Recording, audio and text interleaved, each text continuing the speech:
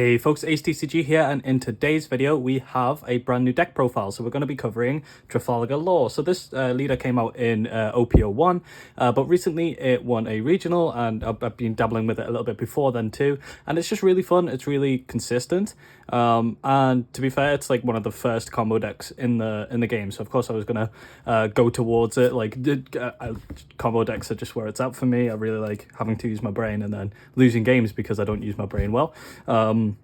But yeah, before we get into it as well, this is my new playmat, which is pretty cool. I got this from Venom Gear Gaming. I don't know. I think that's the full name. I'll put a link to them below. So basically they print playmats, and I think they're worldwide. Maybe I'm in the UK, but they're really good. Someone from locals suggested it, so yeah, big thanks to them. But I'm really happy with it. It looks really cool. So yeah, let's crack on with the actual deck profile though. So we've got Law as our leader. If you don't know what he does, if you have 5 characters, you can active main, pay 2 Don, and you can shamble, so put a character from field to hand, and then you can play a card from your hand that is an opposite of the color. So this is a red-green, so if you shambles back a red card, you have to play a green card.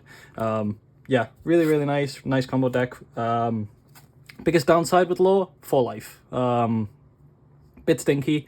If it was 5 life, this would definitely be like cemented as tier 1. 4 life puts you on the bit of the back foot like from the beginning, and that's something that you have to keep in mind throughout the gameplay. But starting off, I feel like every time you look at a red deck currently in OP02, or potentially even just in the future, you have first cards that you see as Nami. Card is busted. The even better thing about this is because of like Law's ability, you can shamble this back to play a green card and then just play this again. So you get like a lot of value from your on-play effects because you're able to on-play multiple times with just one card. So yeah, really good. There is the other, we are running the 5-drop Law in this, so you can add this back to your hand in other ways as well, which is just really nice. Yeah, definitely running 4 of those. We're running a lot of the Straw Hat engine, just because 1, it's cheap, and 2, it has blockers in it, but also it's just nice to be able to add value with the likes of Nami.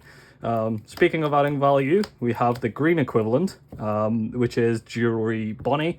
So there is the Momonosuke, which searches for the land of Wano, but a lot of the cards that we are running in the deck are supernovas, so it just makes sense to run the Bonnie.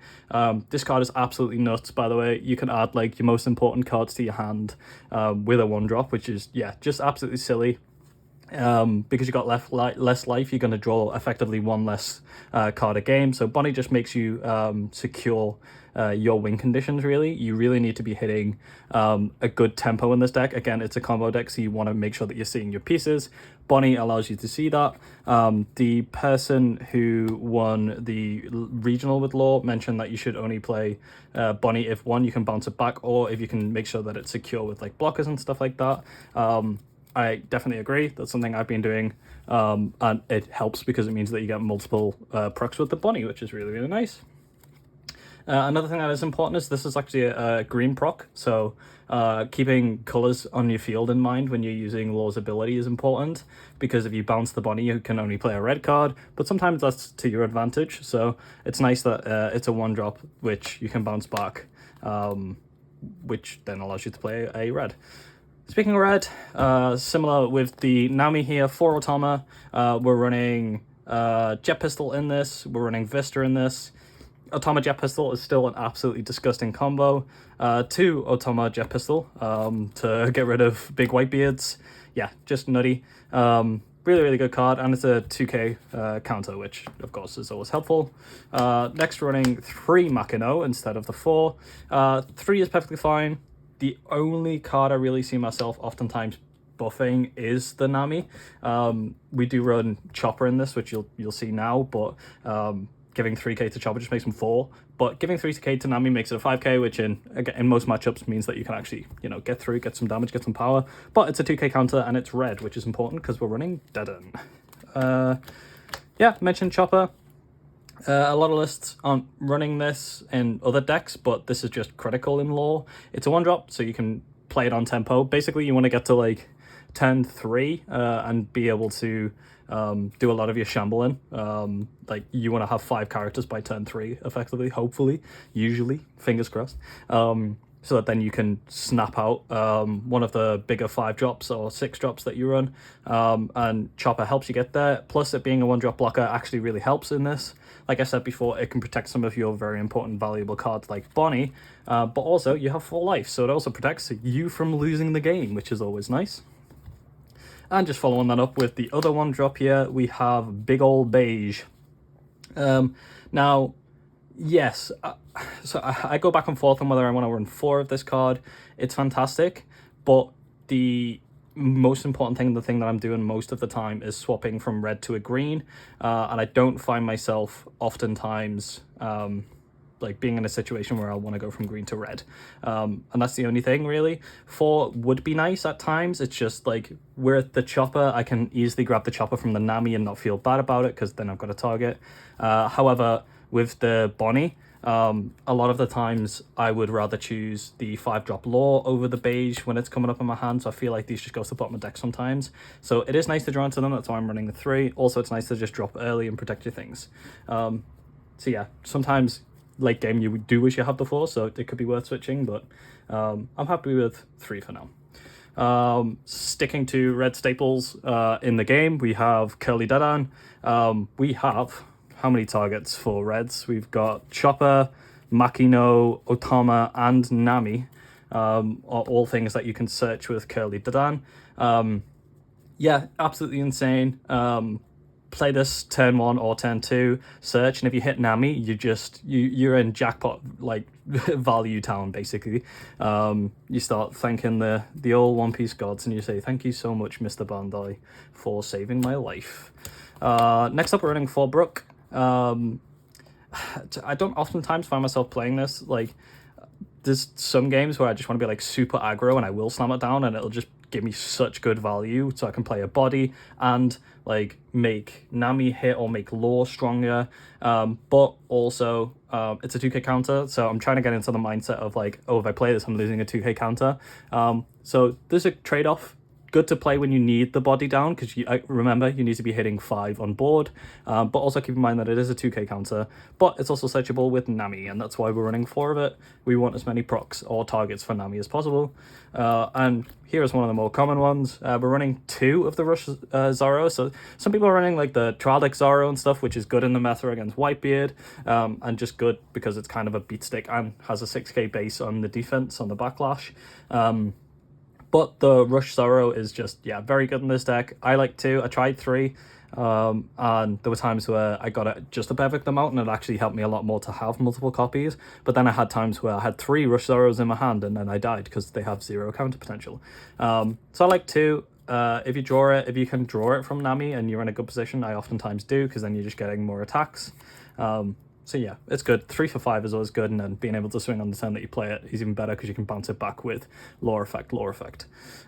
Speaking of bounce back and some of the best cards to do it with, we've got Vista here. So I'm running 3 Vista, and the reason I'm running 3 Vista is because I'm also running the 3 Izo.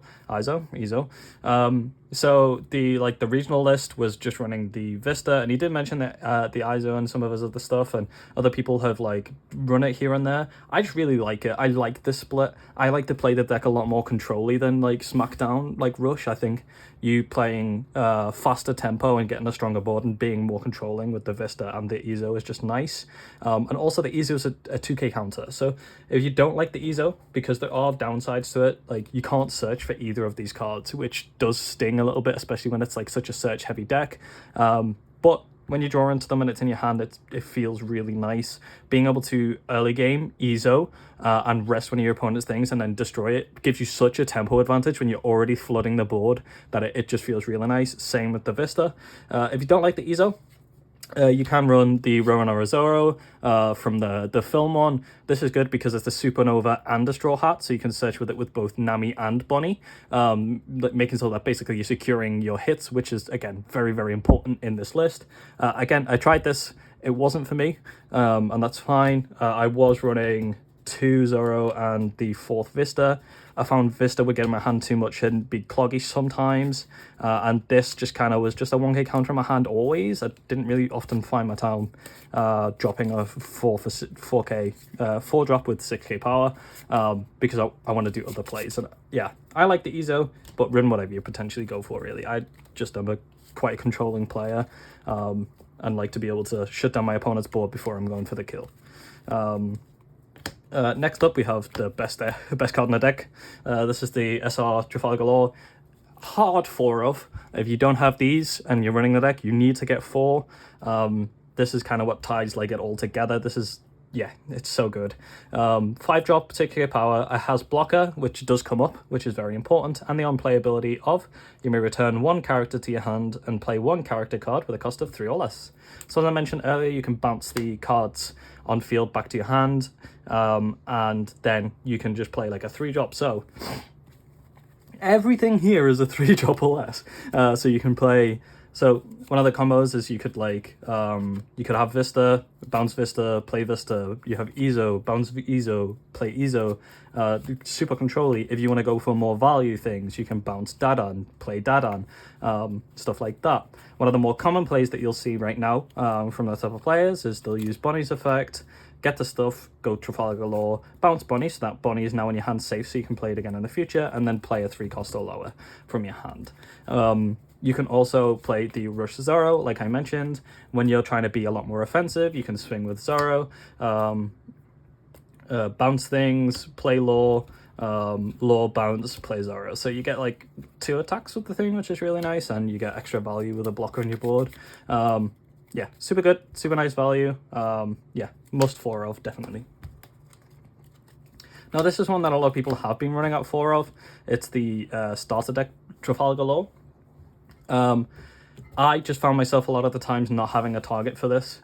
And I think that's mainly just genuinely down to like my playstyle and stuff. I play it, like I said, very more controlly than like just trying to wombo combo. So that's mainly on me. You can definitely run 4, and there's room to run 4. There's cards you can cut, like the Ezo, like I mentioned, some of the events. 4 is nice. I like the 3. It does have counter +1, which is really, really nice. And it's a target for Bonnie. Its unplayability is set up to one of your Supernovas or Heart Pirate type rested characters with a cost of 5 or less as active. So you can swing with Law, play Trafalgar Law, or bounce Shambles to play the Law, and then restand this, which can really help in the endgame, because if you stick a bunch of done under this and then play this, you can just there's 2 huge attacks coming for the finish. So yeah, really, really nice. Definitely like part of the combo. I just enjoy 3, and this is probably the card that you would cut for the 4th if you want to. I'm running 1 X Drake. Again, I've mentioned that I'm a combo player, and X-Drake just kind of fits into the combo. There's times where I just don't have enough resources to be able to deal with my opponent's things, or they'll have something that's like really going to frustrate me over the next few turns, and X-Drake just clears that up. There's the combo where you can Ezo and X-Drake, so you can rest a 4-cost, although I can't pronounce words. You can rest a cost 4 or less card, and with the Ezo ability, and then you can X-Drake by shamblesing. So for a 5 in total cost play, you've rested, and well, you've just basically killed a 4k loss. So yeah, good. I like the 1 of. If you don't like this, play the Law. Yeah, that's that really. And next up, we've got some defensive stuff. This is Rad Beam. This card is nuts, really. I wasn't running it, and then like the fact that you only have 4 life is just so scary. Like you're gonna get pressured down a lot easy, and yeah, you just start crying a little bit inside. So Rad Beam helps. One of the difficulties with the Rad Beam is the fact that like you are using a lot of your Don every turn. So having to keep 1 or 2 open can be painful, but also losing the game because you don't play defensively is also painful emotionally. So yeah, I like the 2 Rad Beam. You can cut it down to 1, but the 2 does nice, and you can search it with Nami. So yeah, and then we are running the last of our cards, Gum Gum Jet Pistol. This card is still absolutely bonkers. 4-cost event, main, K up to one of your opponent's characters with 6 power or less. As again, we run Otama in this list, so you can just go Otama, Gum Jet Pistol, kill something with 8k, double Otama, kill something with 10k, but also it has the trigger effect to activate this when you flip it from a life. So like in the mirror match against the Law, this is just so good against the 5-drop Law. You just go, okay, kill your 6k, there's that dealt with, and you just crack on. Wouldn't run less than 2, because you can also search this with both Bonnie and... I'm just double check. Yeah, Bonnie doesn't say character, so that's good. Yeah, you can search for Jet Pistol with both Bonnie and Nami. which is just nice. It's, again, we like having double targets, and that's why some people are running that the Zoro that I mentioned earlier. But that is the deck. It's really, really fun. I'm enjoying it. It's a deck that has a high ceiling, so you might play it and you might be like, why am I getting stomped?